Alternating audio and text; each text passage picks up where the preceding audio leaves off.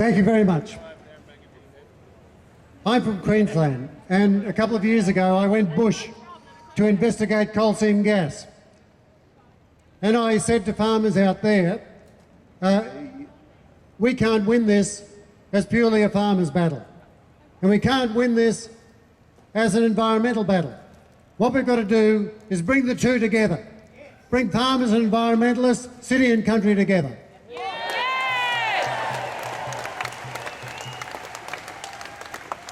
And this rally here today is the best expression of that I've ever seen. And we're going to win. We are unstoppable.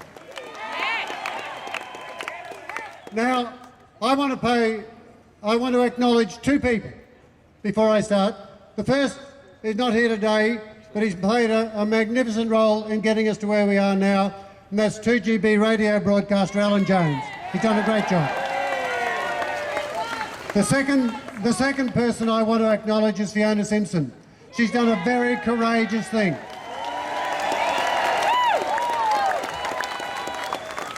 You would think the natural place for the Farmers Association was inside the tent with a coalition government. And of course you want to be inside the tent because that's where decisions are made.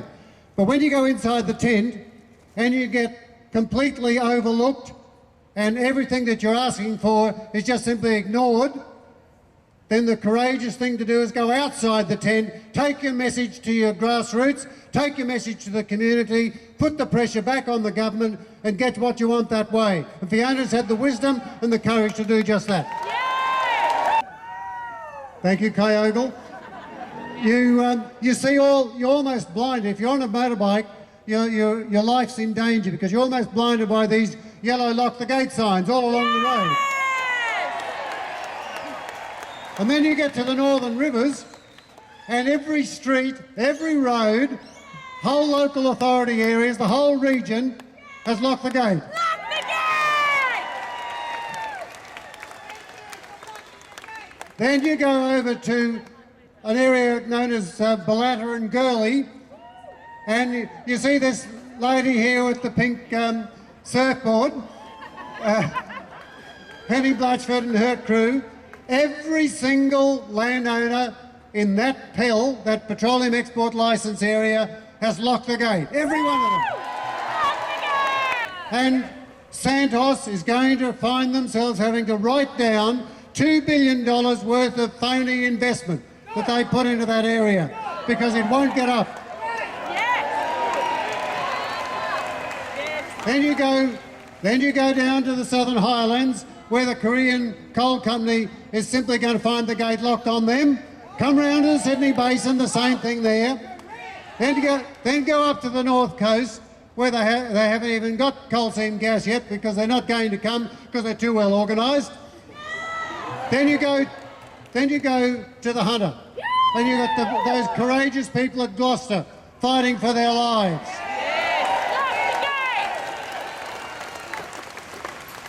And the Hunter, where Ian and Robin Moore locked the gate on new coal and told them to clear off, and they did. Here they are down here. And you know, in the Hunter, AGL are so desperate to get onto private property that they can't get onto private property that they decided to put an application in to go onto the defence land at Singleton. And the Army locked the gate on them.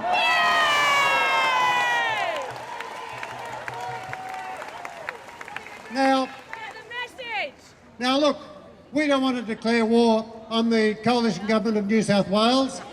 We're keen to work with this government. We'll be pragmatic. We know that if they show good faith towards what we're talking about, that we will show good faith to them and engage in meaningful discussions and work with them towards a good settlement of our demands. Now, they do have to recognise one thing though, that as a government they have to protect. Yes. Protect is the key word. They have to protect our farmland. They have to protect our underground water. They have to protect the health and amenity of people, especially in rural New South Wales. and they have to protect our beautiful wild places and our environmental assets. Yes!